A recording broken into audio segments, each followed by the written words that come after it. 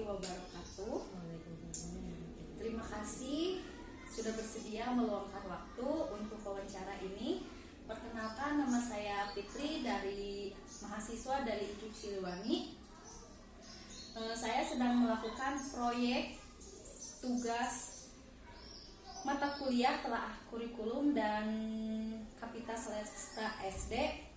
Nah, pada kesempatan ini saya ingin mewawancarai Ibu mengenai kurikulum yang digunakan di sekolah ini. Dengan keterkaitannya Kapita Selekta, terutama muatan lokal dan konteks budaya sekolah. Mohon maaf sebelumnya karena saya dari program studi PGSD, namun saya ingin mewawancarai sekolah Ibu di PAUD karena salah satu alasannya saya ingin mengetahui kurikulum di sini apakah sama kayak SD atau berbeda.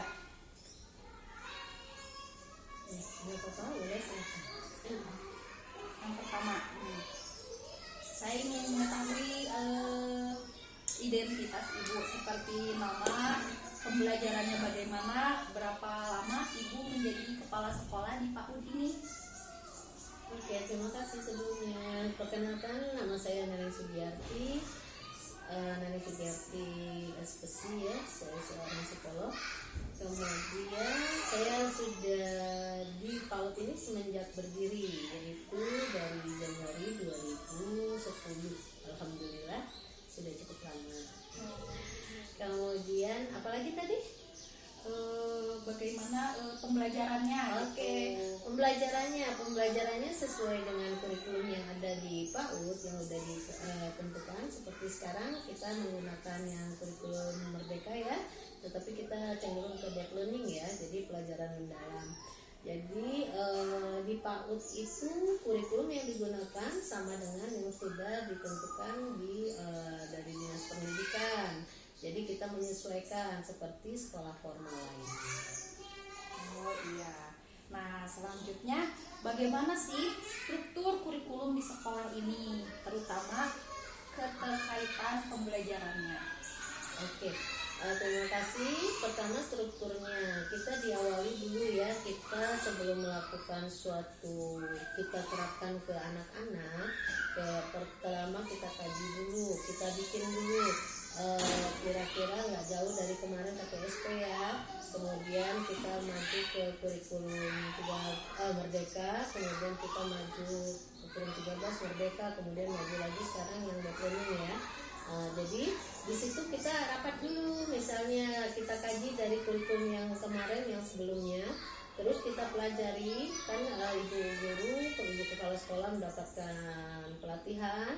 Kemudian kita terapkan lagi kepada bu guru, apa aja nih yang kita tambah, apa aja penggunaan istilah, termasuk sebenarnya itu aja sih yang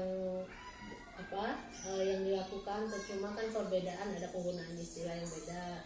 Jadi untuk disosialisasikan seperti itu. Jadi nanti menghasilkan kurikulum yang akan kita gunakan di semester baru. Maksudnya semester baru di semester tahun ajaran baru. Biasanya seperti itu. Kalau alokasi waktunya seperti apa itu sama capaian pembelajarannya?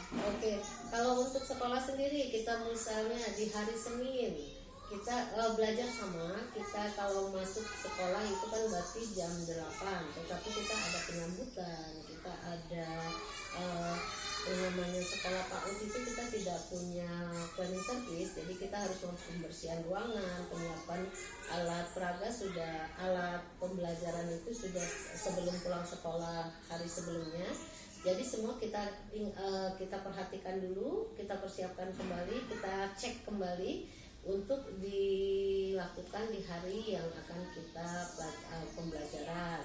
Terus ada penyambutan dari jam 8 misalnya itu mulai anak-anak pembelajaran, berarti nanti pulangnya kita jam 10.30 bisa sampai jam 11. Kenapa saya berkatakan bisa sampai? Jadi nanti yang namanya anak-anak sekolah waktunya udah habis nggak langsung pulang, kita harus dulu penutupan, kita harus ini.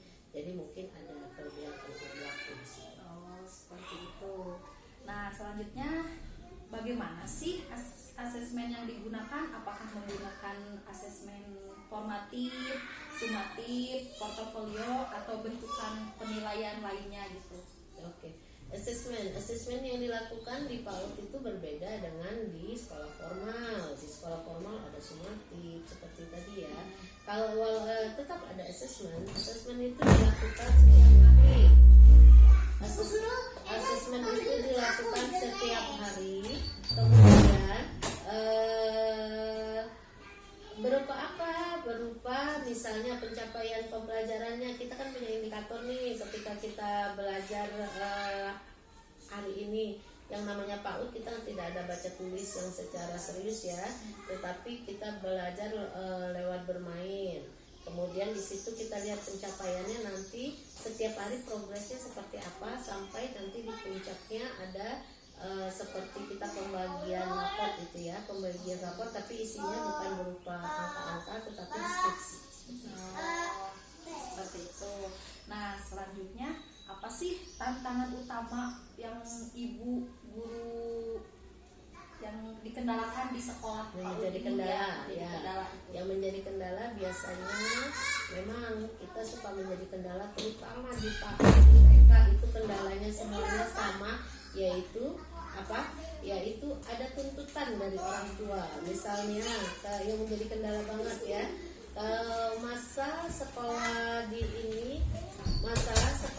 di PAUD itu adalah bermain.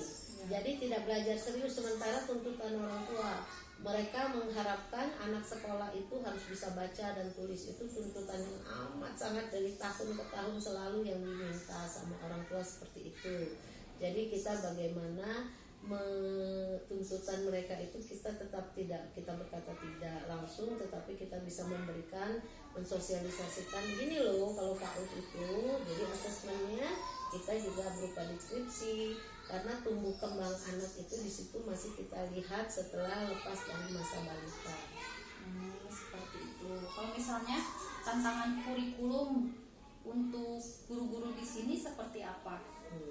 Tantangan kurikulum biasanya hanya kalau di PAUD itu biasanya pelatihan itu kepala sekolah yang sering berangkatnya ya.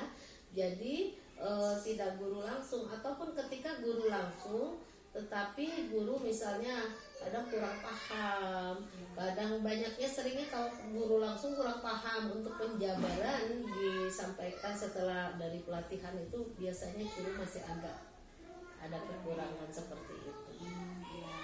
Terus dampak pelaksanaan kurikulum di sini kira-kira ada tidak? Ada, pasti berdampak. Jadi sebenarnya seperti tadi saya katakan, kita hanya dari kurikulum merdeka sama sekarang yang kita pendekatannya deep learning itu sama tetap kurikulum merdeka ya. Sebenarnya semuanya dampaknya ada. Kadang kita sendiri mengalami kebingungan terhadap perubahan-perubahan yang tadinya kita baru belajar, baru beradaptasi, tetapi ternyata sudah ada perubahan lagi. Itu yang berdampak banget bagi kita selaku saya khususnya kepala sekolah, untuk mengingatkan guru, untuk memberitahu kepada guru sekarang seperti ini loh, bukan kayak gitu lagi. Seperti itu. Nah, segitu aja wawancara dari saya. Terima kasih atas waktu luangnya. Semoga wawasan ibu bermanfaat untuk saya. Hasil wawancara ini akan dikirim di link YouTube. Jadi saya mohon izin untuk diupload di YouTube. Nah, silakan. Assalamualaikum warahmatullahi wabarakatuh.